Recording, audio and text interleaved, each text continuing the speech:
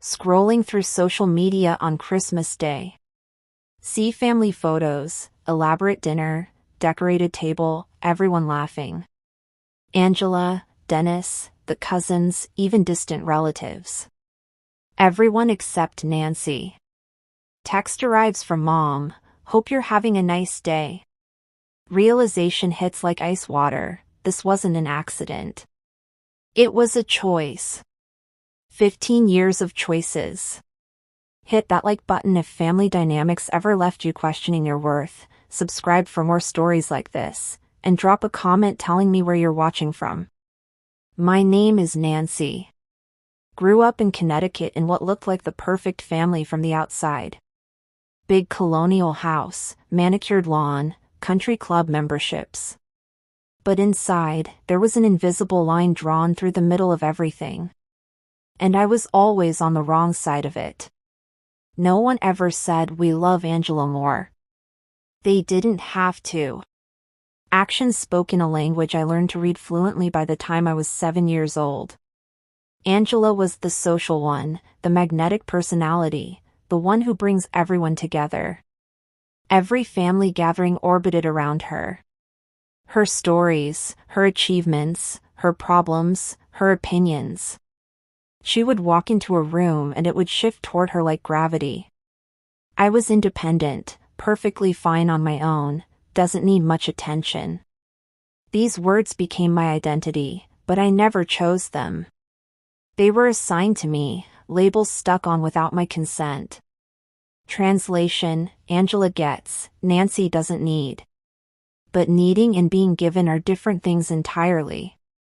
And I needed, desperately sometimes, I just learned not to ask. Learned that asking made me difficult.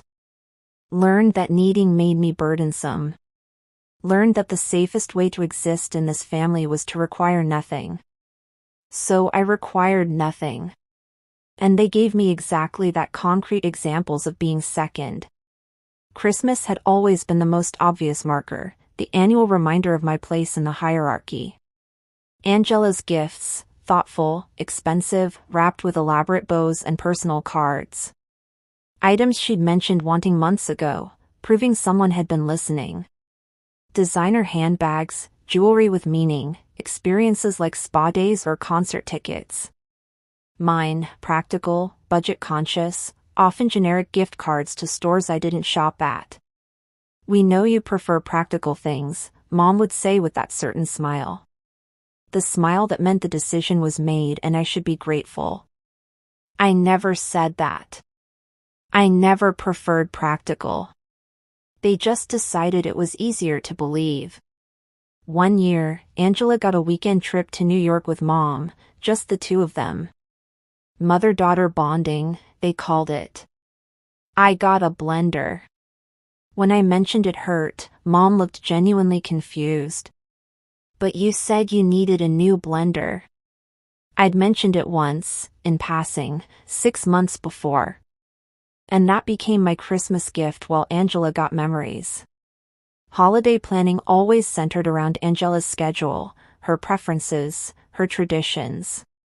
Where she wanted to celebrate, who she wanted to invite, what time worked best for her, what food should be served.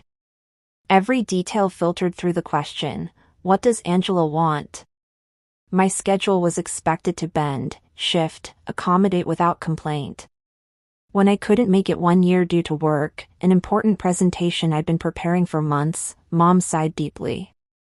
That sigh heavy with disappointment and judgment. "Well, it won't be the same without everyone, but we'll manage somehow." The guilt was immediate, crushing, exactly as intended. The next year, Angela canceled last minute for a ski trip with friends, a spontaneous vacation. Mom didn't sigh. She rescheduled Christmas dinner by an entire week without hesitation. Called everyone, rearranged plans, made it work because Angela needed it to work. No one saw the irony but me. No one saw how easily they moved mountains for her while I was expected to climb them to reach them. Birthdays told the same story in slightly different words. Angela's birthdays were events, surprise parties, themes, dozens of guests, professional photographers. Mine were acknowledged, dinner at a restaurant, maybe cake, immediate family only. "You don't like big fusses," Dad would say, as if that justified everything. I'd never said I didn't like celebrations. I just stopped expecting them. There's a difference. College choices, Angela got tours, application coaches, enthusiastic support. I got wherever you think is best. We trust you'll figure it out. Career moves, Angela's job interviews were family events, everyone weighing in. My promotion to senior manager was acknowledged in a group text, "Congrats." Relationships, Angela's boyfriends were welcomed with open arms, integrated immediately. Mine were kept at polite distance, barely asked about. When Angela got engaged, there was a family party, champagne, speeches. When I got engaged, there was a phone call. "That's wonderful, honey. Send us a picture of the ring." By the time that first Christmas invitation didn't come, I wasn't even surprised. Just disappointed that I was no longer surprised. That first forgotten Christmas, I called Mom. "Oh, sweetie, I thought Angela reached out to you. We kept it small this year, just immediate family." I was immediate family. She meant Angela's immediate family. Her husband Scotty, her kids, her in-laws. The family Angela had built was more immediate than the one I came from. I didn't fight it. I said okay and hung up. Mike, my fiancé, found me staring at my phone.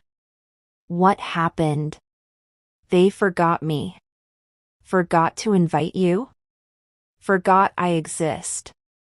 Second year, we're doing Christmas at Angela's place this year. It's easier with the kids. No invitation extended, just information shared. Third year, didn't Angela tell you? We're keeping it to her house again. Fourth year, no explanation at all. By year 5, I stopped expecting one. By year 10, I stopped feeling the sting. By year 15, I built my own Christmas traditions. Mike and I hosted friends, traveled, volunteered. We created something that didn't leave room for absence. Because I'd filled the space they left empty. Old pattern, reach out first, make plans, insert myself into family gatherings. Show up early, help with everything, make myself useful enough to be wanted. New approach, wait for the invitation. It never came. And the world didn't end. My life didn't collapse without their validation. In fact, it got quieter. More peaceful. Less filled with the exhausting work of trying to matter to people who decided I didn't.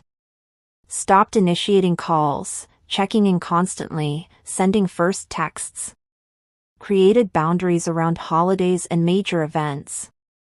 When Mom would complain we never hear from you, I'd respond, the phone works both ways. When Angela would post family photos without me, I stopped commenting. When Dennis would ask why I wasn't at family dinners I wasn't invited to, I stopped explaining. The emotional labor of managing their comfort with my exclusion was no longer my job. Mom started calling more frequently. Not to invite me, but to fill the silence. "You've been so distant lately." "I've been right here. You know where to find me."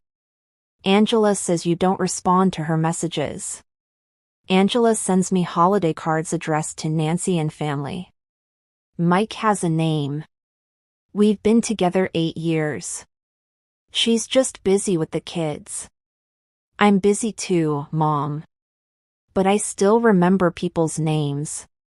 Why are you being difficult? I'm not being difficult. I'm just not being invisible anymore. 15 years into the pattern. Random Tuesday afternoon. Phone rings, Mom. Voice shaking, unfamiliar urgency. Nancy, we need to talk. Can you come home this weekend? What's wrong? It's about your grandmother's estate. There's been a development. Grandmother Bonnie had passed 6 months earlier. Funeral I attended alone while the family sat in the front row. Estate seemed straightforward, everything to Mom. What development could there be? Arrival at family home. House felt different. Not desperate, but tense. Dining room table covered in legal documents. Angela and Scotty already there, Dennis pacing, Mom pale. Dad Howard sitting in silence, jaw tight. Everyone looking at me like I was the problem. Attorney's letter in the center of the table. Grandmother's will had a codicil. Added 3 years before she died. After watching our family dynamics more closely than I knew. Grandmother Bonnie's pride and joy, the Emerald Estate. Historic property she'd restored, ran for 40 years. Weddings, galas, corporate events. Worth $3.2 million. She'd left it to me. Not split between her children. Not to Angela. To me, Nancy, specifically and entirely. Mom's voice, carefully controlled, obviously, this needs to be divided fairly. Angela, Grandma was getting confused toward the end. This doesn't make sense. Dad, your grandmother didn't understand what she was doing. This will be contested. Scotty, family assets should stay in the family. I looked at him, I am family. Dennis, always the peacemaker, she meant it should be shared equally. That's what Grandma would have wanted. Did she say that? Because what she actually said is in that will. And it says my name. Mom reached for my hand. Honey, you have to understand. This property is our history. Angela was so close to Grandma. I visited Grandma every week. Angela visited on holidays. Angela's face flushed, I have kids. I was busy. I have a life too. I made time. Mom, this isn't about keeping score. No, it's about Grandma deciding who actually showed up. Dad, so you're just going to take it all? After everything we've given you? The question hung in the air. After everything they'd given me? Forgotten Christmases, excluded holidays, secondary status? What exactly have you given me, Dad, that you think earns you this? I stood up. I need time to think about this. Angela, think about what? Doing the right thing? I'm thinking about what Grandma wanted. She had lawyers. She had time. She was clear. Mom, please don't make this harder than it has to be. I'm not making it anything. I'm just not making it easier for you. I left. Drove back to the city. Called the estate attorney directly. Tell me everything. 2 weeks later, I arrived with documentation, not sentimentality. Attorney had been thorough. Grandmother Bonnie had left letters. One for the family. One for me, private. The family letter was clinical, legal. The private letter was everything. Family gathered again, more aggressive this time. Angela had consulted her own lawyer. Mom had enlisted extended family to talk sense into me. Dennis tried the guilt approach. Even distant relatives had opinions about family loyalty. I placed the letters on the table. Grandma left explanations. You should read them. The family letter was brief. I leave the Emerald Estate to Nancy exclusively. This decision is intentional, sound, and final. I expect it to be honored without contest. My private letter was longer. Nancy, you showed up. Not for inheritance, not for recognition, just because you cared. You remembered my stories, you sat with me in silence, you treated me like a person, not a duty. Your family forgot you at Christmas, but you never forgot me. This property is yours because you earned it through love, not obligation. Build something beautiful. Don't let them take it from you. Reading it aloud, my voice cracked. Not from sadness. From validation. Someone had seen me. Someone had chosen me first. Angela, she was manipulated. You manipulated her. By visiting? By caring? Mom, this is going to tear our family apart. What family, Mom?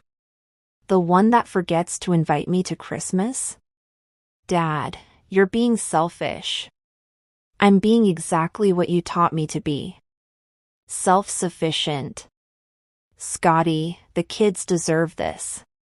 It's their heritage. Then they can earn it the way I did. Through actual relationship. Dennis, can't we find compromise? Where was compromise for 15 Christmases? Mom started crying. We never meant to hurt you. You never meant to include me either. Angela, so this is revenge? This is consequence. There's a difference. Dad, if you do this, you're proving you were never really family. No, Dad. You proved that 15 years ago. I'm just finally believing you. The room went cold. Mike, who'd been silent beside me, finally spoke. You all talk about family like it's supposed to mean something. But you've treated Nancy like an afterthought her entire life. And now you're angry that someone finally put her first? I pulled out my own documents. I'm keeping the Emerald estate. Mom gasped. I'm reopening it, managing it, building on what Grandma created. Angela, you can't do this. I already have. The transfer is complete. Dad, we'll fight this. You can try. Grandma's attorney said the will is airtight. You'll waste money on lawyers and lose anyway. Dennis, what about us? What about me? For 15 years, what about me? I'm not taking this from you. Grandma gave it to me. There's a difference. Mom, desperate now, what do you want from us? I want you to understand what you did. We excluded you from Christmas. We apologize. It wasn't just Christmas, Mom. It was everything. Every choice. Every priority. Every time you picked Angela first and acted like I should be grateful to be considered at all. Angela, I didn't ask to be the favorite. No, but you never questioned it either. Dad, so what now? Now I build the life Grandma thought I deserved. I stood to leave. Mom grabbed my arm. Are we invited to the reopening? I looked at her. Really looked at her. Were you planning to invite me to Christmas this year? She didn't answer. That was answer enough. I'll send you an invitation. Whether you come is up to you. Angela, this is cruel. No. Cruel is forgetting your daughter exists for 15 years. This is just fair. 6 months later, the Emerald Estate reopened. Completely renovated, modernized while honoring Grandma's vision. Grand opening event, press coverage, social media buzz. 200 guests. Community leaders, business partners, friends, Mike's family. My family? I sent invitations. Formal, beautiful, identical to everyone else's. Mom, Dad, Angela, Scotty, Dennis. Angela RSVP no. Dennis RSVP'd yes but didn't show. Mom and Dad came. Stood in the back. Watched me give speeches, cut ribbons, laugh with guests. Watched me be celebrated. Maybe for the first time, they saw me clearly. They didn't apologize at the event. Or immediately after. Months passed in careful distance. Then Mom started calling. Not to ask for anything. Just to talk. I saw the article about the estate. You're doing beautiful work. Thank you. Your grandmother would be proud. I should have been proud sooner. It wasn't an apology. But it was acknowledgement. And it was a start. Dad sent an email. Subject: Thoughts from your father. Inside, 3 paragraphs about regret, blindness, assumptions. I taught you to be independent and then punished you for not needing us.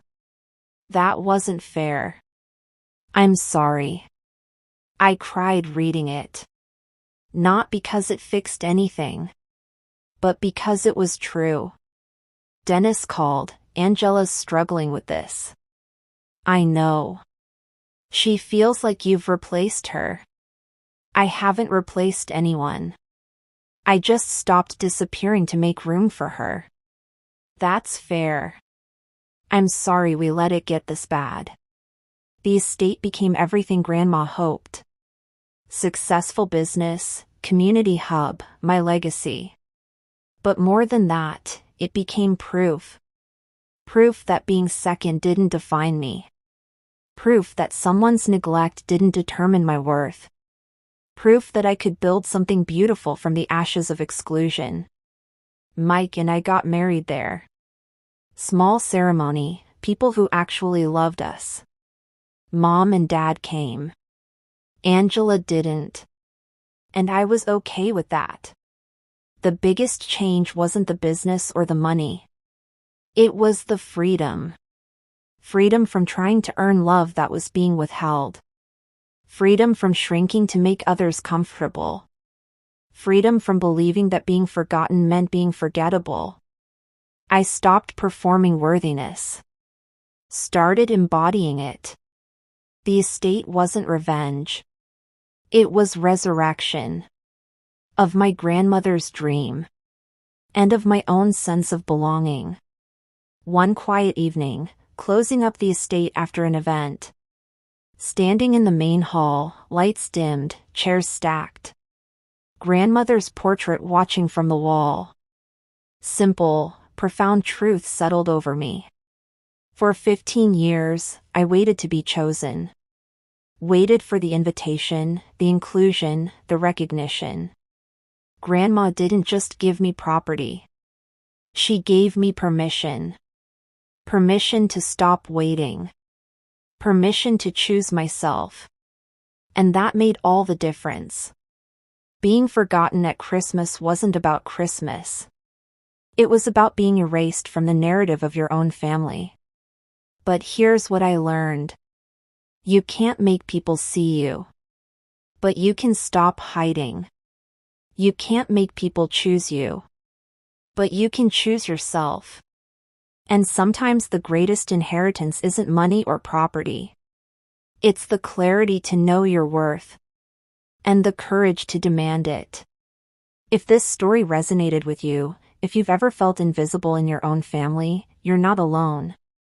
Drop a comment sharing your experience or just tell me where you're watching from. Hit that subscribe button for more stories about finding yourself when others tried to lose you. And if videos like this help you feel seen, you're exactly where you need to be. Thank you for being here. Thank you for listening. And thank you for choosing yourself too.